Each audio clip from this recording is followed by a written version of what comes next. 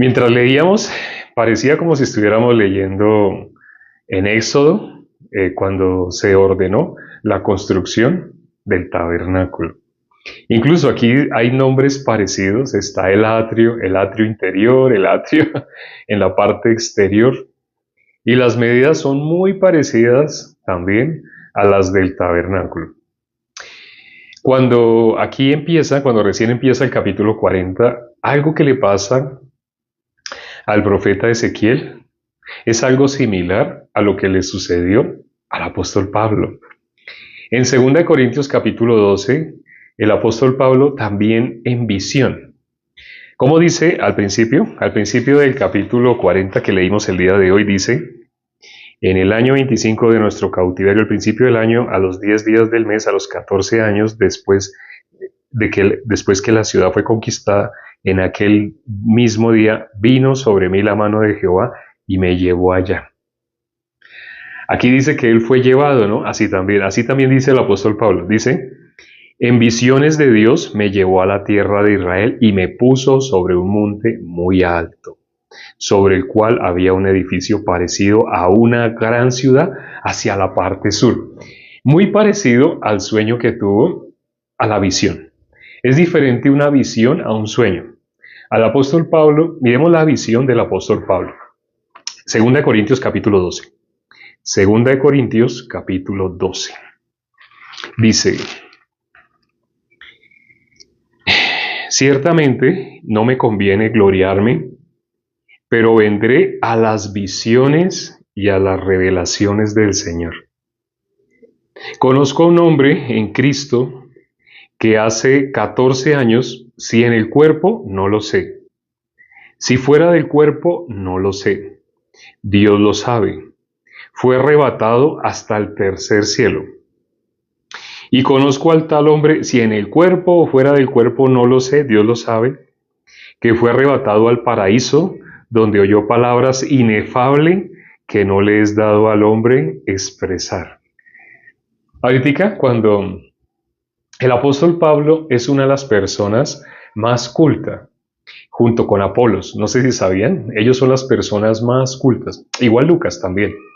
Las personas más cultas, es decir, las personas que tenían más expresión en la oratoria, en la escritura, la expresión más rica, más adornada, ornamental, eran personas que habían estudiado mucho. Apolos, Lucas, el apóstol Pablo. Incluso cuando se habla del libro de Hebreos, se suele pensar que pudo haber escrito la mano de Apolos. La de Lucas, algunos propusieron, pero es imposible. ¿Y quién estuvo detrás del dictado? Cuando leemos el último capítulo, fue el apóstol Pablo. Fue el apóstol Pablo. Por eso, de las 13 epístolas que reconocen históricamente del apóstol Pablo, 13 no alcanza a ser la mitad de 27. Si fuera 13.5, sí sería la mitad de 27. Pero ciertamente el libro de Hebreos, cuando leemos el capítulo 13, ¿quién lo escribió? El apóstol Pablo. Que en la salutación él no se presenta diciendo yo, apóstol. Él tiende a presentarse, ¿cierto? Pero en Hebreos no empieza de esa manera. Pero cuando termina, sí era el apóstol Pablo. Fue muchos años después. Vino siendo la última epístola que él escribió, y no la escribió con su mano. No sabemos si tal vez él estaba preso, si tal vez fue Apolo el que la escribió, porque por el tipo de escritura, el conocimiento era el conocimiento del apóstol Pablo.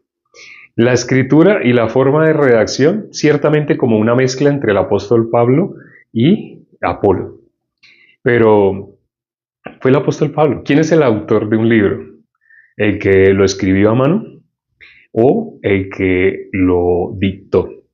Nosotros tenemos nuestro pastor principal. Él ha escrito muchos libros, pero muchos de los libros han sido sermones, o sea que han sido otras personas las que han digitado. No es que el pastor se haya sentado frente a un computador y lo haya digitado, lo haya corregido, no. Pero ¿quién es el autor? El que dio el sermón. ¿Sí? El autor no es la persona que digitó así. Lo mismo que no pudo ser Apolos, aunque él haya usado su mano pero fue el apóstol Pablo. Y lo podemos ver al llegar al último capítulo de Hebreos. Para los historiadores es confuso, no saben, pero para una persona que es guiada por el Espíritu de Dios, fue el apóstol Pablo. Fue el apóstol Pablo. Ah, que los historiadores, personas que no tienen el Espíritu, dicen otra cosa. Bueno, ellos pueden decir eso, pero leyendo la palabra, lo escribió el apóstol Pablo. ¿Y qué dice, por ejemplo, en el capítulo que hoy hemos considerado, Ezequiel capítulo 40? Habla de visiones. ¿Y dónde más podemos ver esas visiones? Segunda de Corintios capítulo 12. Conozco a un hombre, si en el cuerpo fuera el cuerpo, no lo sé. Dios lo sabe. ¿Por qué el apóstol Pablo se expresa así, aún de las visiones? No lo sé, Dios lo sabe. Hay alguien que se expresó así también. Hago esta pregunta. ¿Se acuerdan los hermanos quién se expresó diciendo, tú lo sabes todo? Así como el apóstol Pablo dijo, no lo sé. Si en el cuerpo fuera el cuerpo, no lo sé, Dios lo sabe. Pero ¿quién fue? ¿Quién fue la persona así que se expresó así? Pedro, los hermanos escribieron Pedro, el apóstol Pedro, fue Pedro, fue el apóstol Pedro. Él dijo en Juan capítulo 21, versículo 18. Vamos a leer ese capítulo, Juan capítulo 21, el último capítulo de Juan, tiene solo 21 capítulos. Juan capítulo 21, el versículo 18. Dice, de cierto te digo, cuando eras más joven te ceñías e ibas donde querías, mas cuando ya seas viejo extenderás tus manos, te ceñirá otro y te llevará donde no quieras. Esa es la vida del justo. Cuando nuestro Señor Jesucristo le dijo esto, le habló, eso que está aquí escrito no es solo para él, es para todo el justo. Y miremos qué dicen los versículos anteriores. El versículo 16, por ejemplo, volvió a decirle la segunda vez, Simón, hijo de Jonás, ¿me amas? Pedro le respondió, sí, Señor, tú sabes que te amo. Le dijo, pastorea mis ovejas. Pero ahora mire la tercera vez, el versículo 17, le dijo la tercera vez, Simón, hijo de Jonás, ¿me amas? Pedro se entristeció de que le dijese la tercera vez, ¿me amas? Y le respondió, Señor, tú lo sabes todo. Porque antes él respondía con certeza. ¿Cuál era la característica diferencial del apóstol Pedro y que no podemos ver en el apóstol Pablo? El apóstol Pedro llegó a tener el mismo corazón que el apóstol Pablo acá, cuando él habla de las visiones. Él dice, Dios lo sabe. Pero el apóstol Pedro, él hablaba casi siempre desde su seguridad. Cuando Jesús le dijo, todos ustedes se van a escandalizar, ¿qué dijo el apóstol Pedro? No. Puede que ellos sí, y lo señaló a los otros. Puede que ellos, puede que sí. Pero yo estoy dispuesto a morir por ti. Yo no te negaré, incluso si me van a matar, así que me maten o que hagan lo que quieran, pero yo no te negaré. ¿Él en qué se apoyaba para contestar? Él se apoyaba en él mismo. ¿Cuál fue el error del apóstol Pedro? ¿Cuál fue el impedimento para que él pudiera ser usado por el Espíritu? La fuerza que había en él. Eso lo leemos en el último capítulo de Juan. ¿Qué libro empieza? Hechos. Y en Hechos vemos un cambio. Es más, aquí vimos un cambio. Cuando la tercera vez se le dijo, él que dijo, tú lo sabes todo. Cuando Jesús le dijo, todos esta noche se van a escandalizar, Pedro no se iba a escandalizar. Sí, es más, Jesús le dijo, para que supiera más exactamente tú 3 veces. Los demás solo salen corriendo, pero tú hasta vas a maldecir de mí. 3 veces negó a nuestro Señor, y la tercera vez, ¿cómo fue? Maldiciendo. Nuestro Señor Jesucristo dijo, es la verdad. Pero Pedro, ¿qué decía? Lo que Pedro decía se amparaba en sus emociones. ¿Qué es lo que hace que las personas no puedan creer a la palabra de Dios? Cuando se fijan en sus emociones. El apóstol Pablo, él lo dijo, Dios lo sabe, yo no sé, Dios lo sabe, pero él fue llevado al tercer cielo. ¿Cómo dice el apóstol Pablo que se llama ese tercer cielo? Dice el paraíso. El paraíso. El apóstol Pablo estuvo en el paraíso. Por eso, una persona, así como Ezequiel, que leímos ahorita en el capítulo 40, con la descripción de medidas, con el cordel, con la caña y con el codo, la medida, ¿en qué lenguaje Él encontraba las cosas que él vio que eran inefables, aunque Ezequiel no dijo que eran inefables, el apóstol Pablo dijo inefables. Al hombre no le es dado expresar con el vocabulario lo que estaba viendo allá en el cielo. Pero Ezequiel, él dio una descripción con medidas, como si Ezequiel fuera constructor, ¿no? Porque habla de medidas. Una caña, un codo, 5 codos. Una medida que se repite mucho, 5 codos, 5 codos. Era cuadrado. Incluso cuando habla, ya al final, no sé si se dieron cuenta, cuando habla del atrio, dice que era cuadrado. El atrio, donde se hacía, donde estaba el lugar santo, el lugar santísimo, era rectangular perfecto. Pero en este caso, lo que él vio era cuadrado. Y sí, era 100, en ese caso era 100%. El día cuando estábamos leyendo, todas esas medidas salieron a flote. Medidas, medidas, medidas. Muchas de ellas están en el tabernáculo que Dios le ordenó a Moisés. ¿Qué otra persona, aparte del apóstol Pablo y de Ezequiel, pudieron ver así en visión, exactamente con medidas? En el caso del apóstol Pablo, él dice, no le es al hombre dado expresar. Lo que él vio no se puede expresar con nuestro vocabulario. Una persona como Ezequiel, conociendo de medidas, él hablaba el número de las medidas que él conocía. Nosotros conocemos metros, centímetros. En Estados Unidos conocen yardas, pies, pulgadas. Pero, ¿qué dice Ezequiel? Tantos codos, así tantas cañas, midiendo por caña, tantas cañas, midiendo por codos, así la altura. Y según el cordel también. Y que en el caso de Moisés, igual. Otra persona que también pudo así ver el mundo espiritual fue Moisés. Dios le permitió ver así el mundo espiritual. Esas 3 personas que hemos mencionado. Moisés, Ezequiel, el apóstol Pablo. Vamos a llegar al libro de Daniel, ya estamos cerquita. Ezequiel, después viene Daniel. Y en el caso de Daniel, también, el profeta Daniel. Cuando llegamos al libro de Apocalipsis, muchas personas son entusiasmadas con querer saber el futuro. Cuando quieren saber el futuro, casi siempre nos hacen preguntas sobre el libro de Apocalipsis. Pero cuando alguien nos hace pregunta, ¿qué primero le tenemos que hablar a esas personas que quieren saber futuro, futuro, futuro? Es más, en internet los videos que más se viralizan, los que hablan de futuro, futuro, futuro. Y muchas personas, aún hermanos, tristemente, miran esos videos que hablan de futuro, futuro. Pero la Biblia está escrita para hablarnos de nuestra condición actual. En Lucas capítulo 16, del versículo 19 en adelante, Jesús explica de 2 personas. Uno fue al cielo, el otro al infierno. Y dice que el que está en el cielo, por más que quiera pasar al infierno, no puede. Así su ser querido esté allá en el infierno, del cielo no puede pasar al infierno. Y viceversa, nadie del infierno puede pasar al cielo. Ese es un secreto, eso que estamos revelando acá, muy pocas personas lo conocen. ¿Dónde se define la eternidad de una persona? Todo ser humano, cuando deje este cuerpo, va a una eternidad. Sin este cuerpo, va a una eternidad.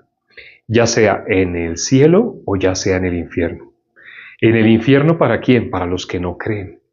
El cielo, ¿para quién? Para los que alcanzaron la misericordia y pudieron creer. ¿Y cómo una persona puede creer? La fe, ¿cómo viene? Por el oír. El oír por la palabra de Dios. Para que una persona pueda ir por toda la eternidad a ese lugar que describió Ezequiel. Ese lugar que el apóstol Pablo también decía que vio cosas inefables que al hombre no le es dado expresar. La persona más culta diciendo al hombre el vocabulario nosotros no puede expresar. La persona que más conocía lenguas, el apóstol Pablo, y no lo podía expresar. Bueno, cuando dice lenguas la Biblia se refiere a idiomas. No sé si sabían, ¿no? Se refiere a ese idioma, pero ahí la forma como se expresa lenguas. Él era la persona que más, porque él nació y hasta tal edad lo tuvieron acá de niño, luego lo llevaron a otra ciudad. Él conoció otra cultura, otro idioma, lo que nosotros llamamos idioma, el apóstol Pablo lo llama lengua, y que muchas personas hoy han distorsionado. Siendo las personas que más han visto, Dios les ha permitido ver el mundo espiritual. ¿Qué características tienen esas personas? Moisés, Ezequiel, Daniel, el apóstol Pablo. Ciertamente, el apóstol Pedro también llegó a ver en visión. Dios también le mostró en visión, ¿no? un lienzo bajado de las 4 puntas y en el interior estaba toda clase de animales. Animales limpios, animales inmundos. Lo importante que era, estaban en ese lienzo. ¿Y de dónde venía ese lienzo? Del cielo. A nuestro punto de vista, algunas personas no podrían ir al cielo porque se comportan de alguna manera específica. Pero a nuestro punto de vista, ¿quiénes sí deberían ir? Otras personas que dedicaron toda su vida a hacer obras altruistas. Obras, ¿cómo le llaman a ese tipo de obras? Cuando una persona hace obras como obras de caridad, pero invirtiendo millones y millones, o invierte toda su vida. Aparte de altruista, tiene otro nombre. No caridad, tiene otro nombre. Filántropo, creo que les dicen filántropo, ¿no? Donaciones, no es caridad, no es, creo que es filántropo. Una persona que, aquí en el país que estoy, había un señor que se llamaba Ardila Lule. Él envejeció, como todo ser humano, y él le dio cáncer. Entonces, era la persona, en este país, la persona que más dinero tenía. Pero siendo la persona que más dinero tenía, era la persona que menos felicidad tenía. Toda su vida que la encaminó a hacer dinero. Y a mantener su dinero, que no se le fuera, sino que antes creciera más, creciera más. Pero cuando ya le dio cáncer, cuando ya estaba a punto de morir, entonces, ¿qué hizo con todo ese dinero? Creó un hospital grandote contra el cáncer y apoyó con todo su esfuerzo, apoyó la cura contra el cáncer. Lo que más pudieran hacer para extenderle a él tal vez un año más, tal vez 2 años más, extenderle la vida. Pero finalmente murió. Todo ser humano inevitablemente tiene que dejar este cuerpo. ¿Para qué vivimos la vida? ¿Para qué vivimos? El apóstol Pablo dijo, el ejercicio físico para poco aprovecha. ¿Sí sabían que el ejercicio físico, las personas que hacen ejercicio físico no necesariamente llegan a una gran edad avanzada, los que llegan a morir de viejitos? Muchos no llegan a morir de viejitos, personas que fueron superatletas. Si ustedes buscan en YouTube o en Google, murieron jóvenes, murieron a temprana edad y los años de su juventud las dedicaron a abstenerse de todo. Se abstenían de comida, se abstenían de una vida social normal. ¿Por qué? Porque ellos iban detrás de un puesto, de un primer puesto corruptible, algo que se iba a desaparecer. Entonces sí, tuvieron un primer puesto, la gente lo reconoció en una época, pero ya pasó. La época dorada de ellos ya pasó. Como el sueño de Nabucodonosor, era como de oro, luego fue como de plata, primero la cabeza de oro, luego acá el tronco y los brazos como plata, luego acá como bronce, luego hierro, y al final ¿qué? Hierro mezclado con barro. Así es la vida de las personas en este cuerpo, pero la finalidad de estar en este cuerpo no es para vivir para las metas de este cuerpo, metas vanas, ilusorias que se van a perder. ¿Qué dijo el apóstol Pablo? Ejercítate. Él sí dijo que nos ejercitáramos, ¿sí sabían? Él dijo, ejercítate para la piedad. Así dijo el apóstol Pablo, ejercítate para la piedad.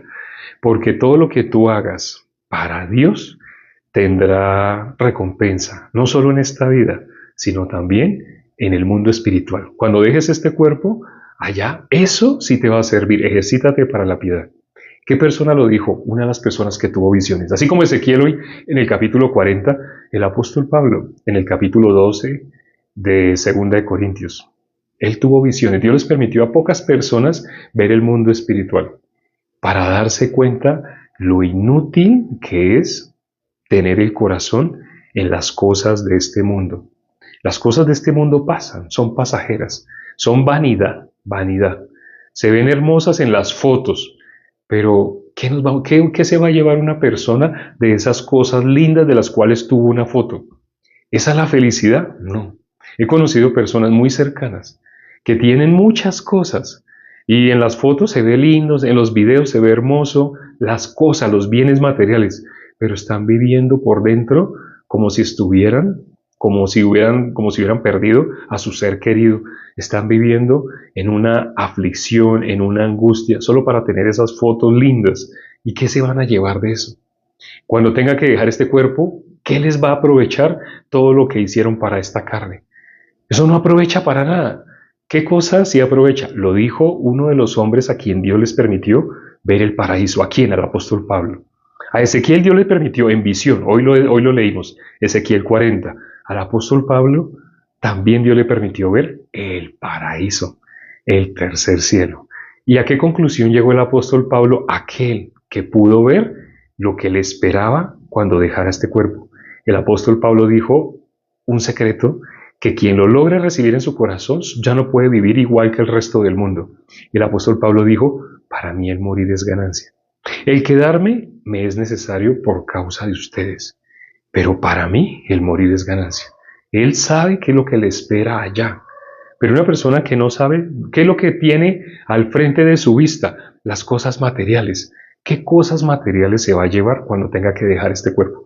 A las personas que más les duele dejar este mundo son a las personas que tienen todas sus esperanzas en las cosas materiales, en lo de este mundo. Y esas personas, ¿cómo llegan a sus últimos segundos, sus últimos minutos, sus últimos días? Con un dolor, con un sufrimiento, porque su corazón lo tienen en las cosas de acá.